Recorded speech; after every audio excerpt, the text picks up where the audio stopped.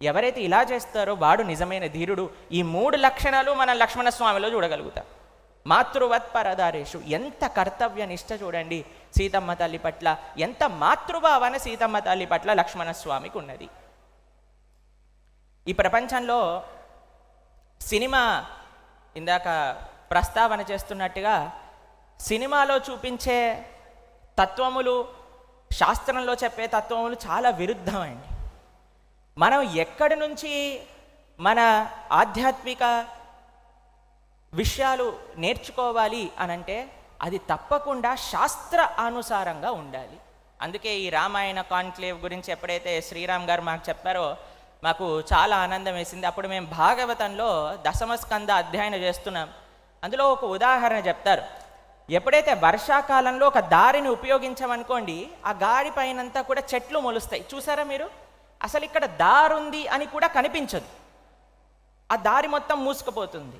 అలానే ఎప్పుడైతే మనం శాస్త్రాన్ని అధ్యయనం చేయమో అసలు ఇది నిజంగా శాస్త్రం చెప్పే మార్గము అని కూడా మూసుకుపోతుంది అన్నమాట. అప్పుడు వేరే తరాలకి తెలియదు అసలు శాస్త్రంలో ఏం చెప్పారు అని. కాబట్టి శాస్త్ర అధ్యయన, శాస్త్రముల పట్ల చర్చ అనేది చాలా చాలా ముఖ్యమైనదండి. మీకు ఇంకొక విషయం చెప్తాను. లక్ష్మణస్వామి ఎప్పుడైతే సుగ్రీవుణ్ణి కలవడానికి రామచంద్రమూర్తితో వెళ్తారో అప్పుడు రామాయణంలో ఒక సంఘటన వస్తుంది. ఆయనకి పాపం కూర్చోడానికి చైర్ ఇవ్వడు సుగ్రీవుడు. చైర్ అంటే చైర్ కాదనుకోండి, ఒక రాయి అనుకోండి. అప్పుడు విష్ణుముఖ పర్వతం పై నుండి ఒక రాయి, పాపం ఆయనకి ఆసనం ఇవ్వడు.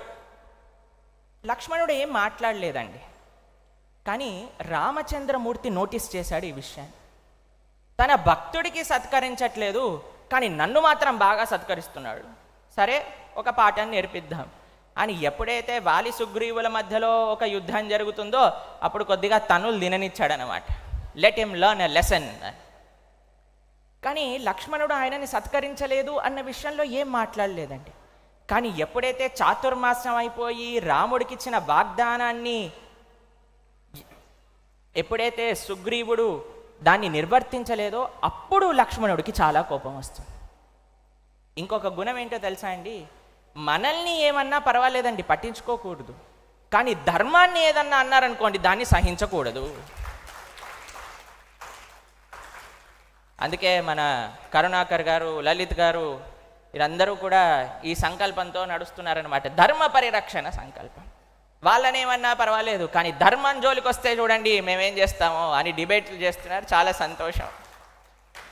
ఆ లక్షణం కూడా లక్ష్మణస్వామిలో ఉన్నది. నన్నేమన్నా పర్వాలేదు, కానీ రామసేవ మాత్రం తప్పకుండా చెయ్యాలి. మీకు ఇంకొక విషయం చెప్తానండి.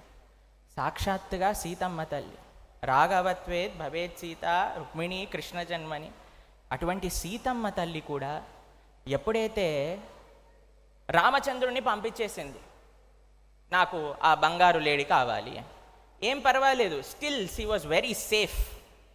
కానీ ఎప్పుడైతే లక్ష్మణస్వామిని అవమానం పరిచిందో, ఎప్పుడైతే లక్ష్మణుణ్ణి దూరం చేసిందో అప్పుడు రావణాసురుడు వచ్చి ఎత్తుకెళ్ళిపోయాడు. మన ఆచార్యులు అంటారు, Lakshmanaswami is none other than a guru in our life. ఆచార్యులే లక్ష్మణుడు. మనం భగవంతుణ్ణి వద్దనుకున్నా సరే still we are in a safe position, ఎందుకంటే ఆచార్యులు మన దగ్గర ఉన్నారు కాబట్టి. కానీ ఎప్పుడైతే మనం ఆచార్యులను దూరం చేస్తామో అప్పుడు తప్పకుండా మన అనర్థములు మనల్ని నాశనం చేస్తాయి. అటువంటి ఆచార్య స్వరూపమే లక్ష్మణస్వామి. ఈ విషయంలో ఒక చాలా ఇంపార్టెంట్ లెసన్ మనం నేర్చుకుంటామండి. ఎప్పుడు కూడా భాగవతోత్తములని, ఆచార్యులని మనం నిందించరాదు. వాళ్ళని నిందించటంతో మన పతనం అనేది ప్రారంభం అవుతుంది. చిట్ట చివరి ఒక చిన్న విషయం చెప్పి మేము ముగిస్తాం. ఒకసారి సీతమ్మ తల్లి రామచంద్రమూర్తి అరణ్యవాసం చేస్తూ ఉన్నప్పుడు, నడుస్తూ ఉన్నప్పుడు ఒక పెద్ద చెట్టును చూశారనమాట. ఆ చెట్టుకి సుందరమైన లతలన్నీ కూడా చుట్టుకొని ఉన్నాయి. రాముడు లక్ష్మణుడు కూడా ఉన్నాడు. సీతమ్మ తల్లితో అన్నాడు, చూసావా ఈ చెట్టుకి ఇంత అందము చుట్టుకున్న లతల వల్ల కలిగింది అని. సీతమ్మ తల్లి వెంటనే ఏమన్నదో తెలుసా అండి? అయ్యా ఈ చెట్టే లేకపోతే లత ఉంటుందా అని.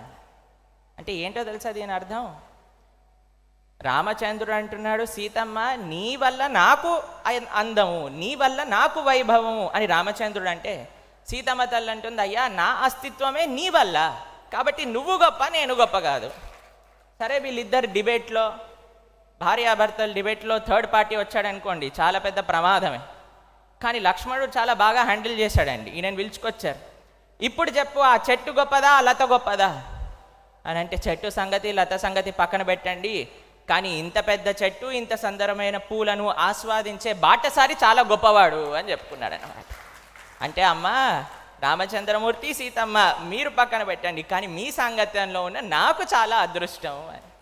కాబట్టి ఎవరైతే భగవంతుడిని ఆశ్రితులై ఉంటారో, ఎవరైతే సీతారామచంద్రమూర్తిని ఆశ్రయిస్తారో, వారికి సకల జ్ఞానము, సకల ఐశ్వర్యము, సకల బుద్ధి. అందుకే రామాయణంలో లక్ష్మణో లక్ష్మీ సంపన్న అని అన్నారు.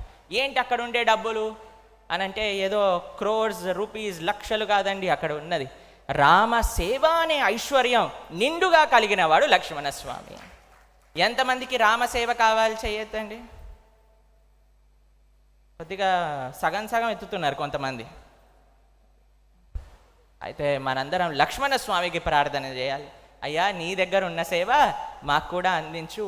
నీకున్న కాన్షియస్నెస్, ఆ రామ సేవ పట్ల ఆయనకుండే నిష్ఠ కూడా మనకు కలగాలి అని ఆ లక్ష్మణస్వామికి మనందరం కలిసి ప్రార్థన చేద్దాం.